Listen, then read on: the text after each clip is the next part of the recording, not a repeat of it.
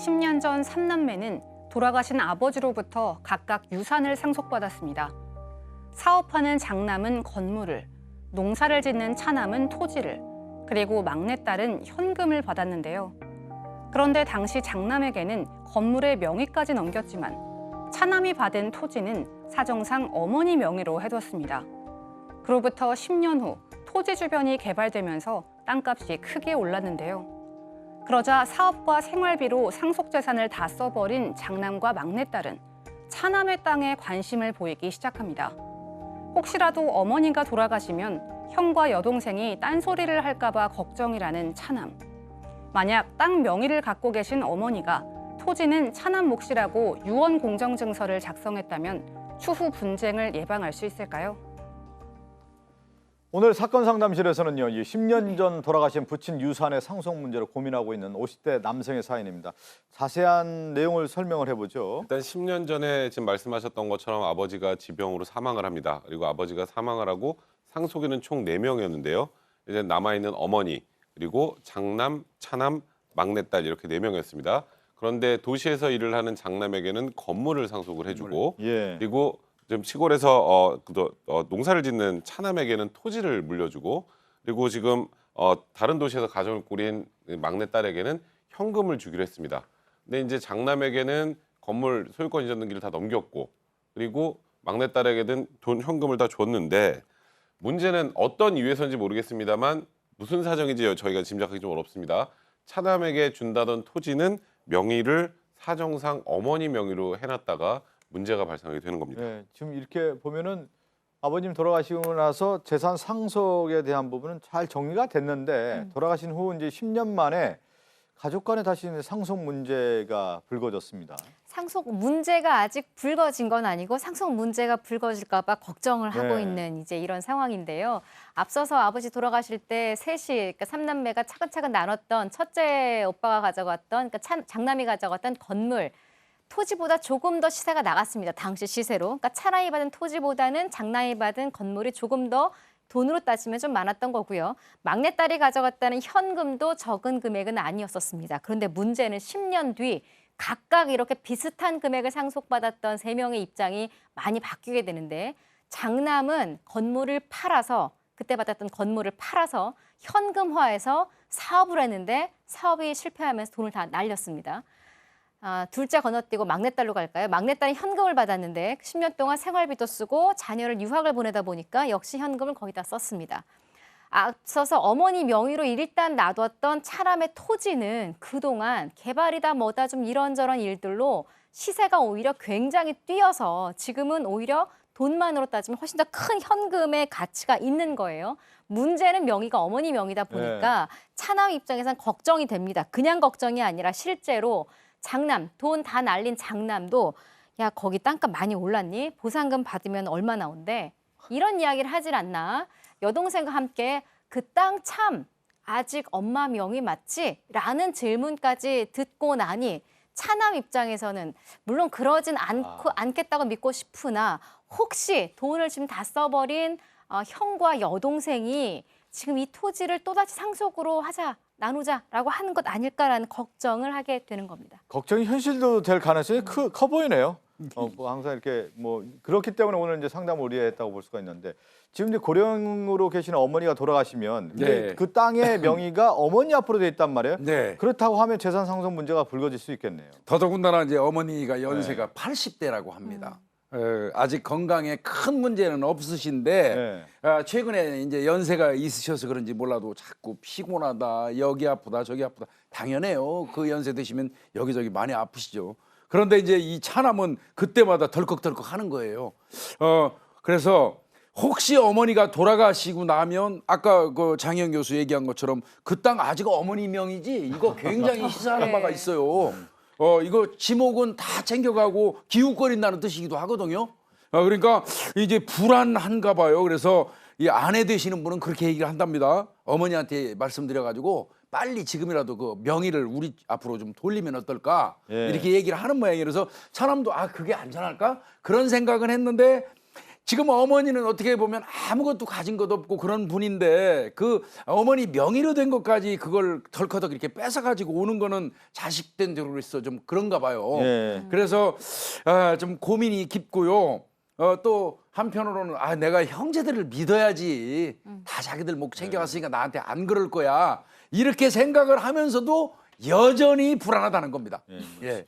그 시골 땅 지키고 살면서 이렇게 어머니 잘 모시고 있다고 하면 그만큼 또 효자라는 생각이 좀 드는데 이 차남은 그 얼마 전에 어머니가 유언 공증증서죠. 유언 네. 공증증서를 작성을 해서 이 땅은 차남 몫이다라는 내용을 담았다고 해요. 차남의 걱정을 아셨나 봅니다. 네. 그래서 몇 해 전에 유언 공증 증서를 작성을 했대요. 근데 그 내용은요. 토지는 남편이 차남에게 준 거니까 차남 몫이다. 다만 내 소유 집은 너네들 세 남매가 나눠 가져라 이렇게 내용이었다고 합니다.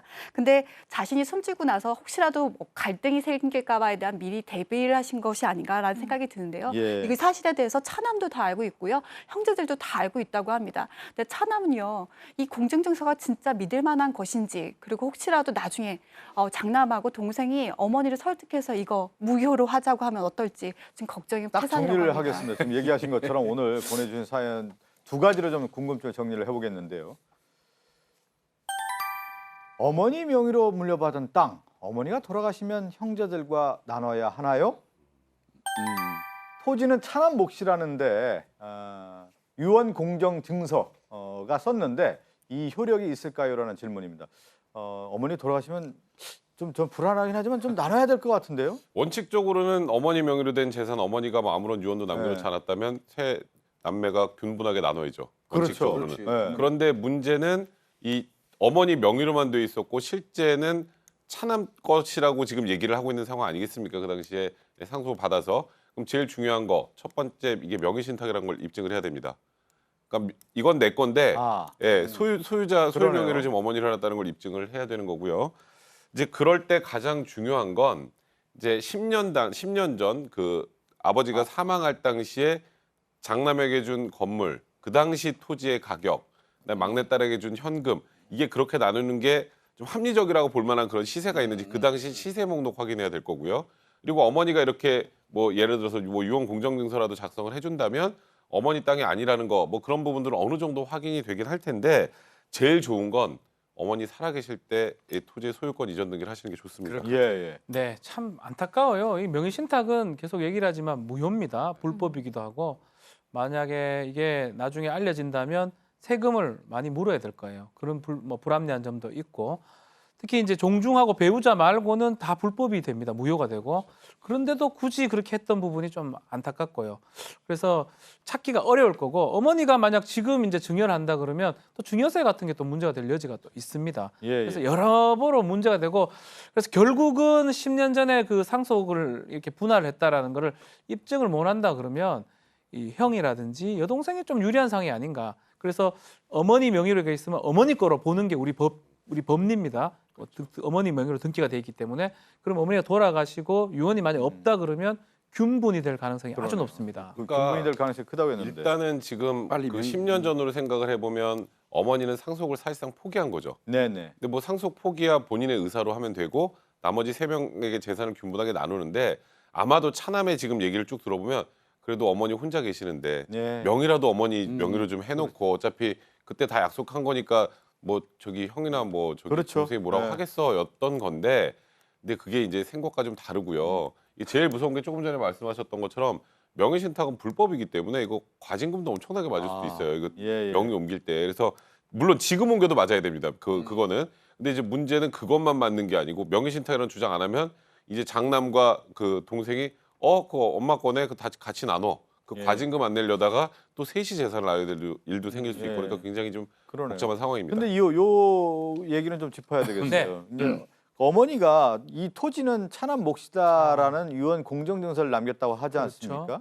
유언 공정증서 효력이 있습니까? 네, 이 공증사무실 가서 네. 공증을 받은 거거든요. 공정증서에 의한 유언 방식이고 뭐 특별한 사정이 없는 한 아마 유효하게 적법하게 아마 작성될 가능성이 높습니다. 다만 이제 또 유언 공증을 해서 다 이 자식한테 준다고 하더라도 또 유류분 행사의 또 여지도 남아 있습니다. 네. 또 다시 상속이 된 거기 때문에요. 그래서 또 이제 이 유언을 해야 또 하는 거고, 또 제일 좋은 거는 사실은 예전에 그 상속을 했던 아버지 돌아갔을 때 상속 분할 협의를 했다고 봐야 되겠죠. 이번에 어머니 만약 돌아가실 때도 그때 거를 다 고려해가지고 형하고 여동생이 이 고려를 해주면 상속 분할 협의를 해버리면 아무런 문제가 없어요.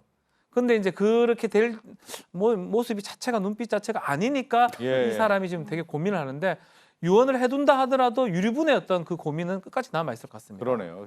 아마 또 이렇게 저희에게 이제 상담을 요청해 준 이유 중에 하나가 이제 형님이나 이제 여동생이 재산에 대한 뭐 욕심이 분명히 있다라는 것을 전제로 하는 건데, 지금 그 얘기는 좀 한번 해볼 필요가 있겠네요. 그러면 어머니에게 지금 이 시점에 증여를 해달라고 하면 되지 않을까요? 좀? 근데 그래도 조금 전에 말씀하셨던 것처럼 뭐 증여세 문제가 있고 예. 일단은 이게 어머니 거라는 전제로 증여를 받으면 예. 어머니 거라는 전제로 증여를 받으면 상속인 중에 한 명은 몇 년 전에 증여를 받은 것이든 다 상속 재산에 들어가기 때문에 의미가 전혀 없고요. 예. 이거는 명의신탁 해지를 통해서 소유권 이전 등기를 받아야 되는데, 그렇게 되면 이제 과징금이 굉장히 많을 상황이 되고, 사실 지금 상황에서 제일 제 개인적인 생각으로 합리적인 건 유언 공정증서 작성보다 어머니가 첫째하고 막내하고 셋 다 모아놓고 그러네요. 10년 전에 이런 있었지 하면서 그거 녹음하시는 게 제일 좋습니다. 예. 예, 그걸 녹음해서 10년 전에 이렇게 상속재산 분할을 하기로 했는데 그 당시에 나는 상속을 포기했고 어떤 이유인지 저희는 아직 모릅니다만 내 명의로 해놓은 건 이건 나중에 차남 거다. 예. 넌 알고 있지. 뭐 이 정도 녹음을 그러네요. 좀 해놓는다면 예, 예, 그게 예. 나중에 좀 유효하게 증거로 쓸 수 있을 것 어머니가 같습니다. 이제 차남을 생각했기 때문에 또 그렇죠. 유언 공정증서까지 남겼으니까 또 그 삼남매 딱 모아놓고 네. 그걸 해결을 한다고 하면 가장 좋은 해법이 될 수 있겠습니다. 함께 사는 세상으로 갑니다.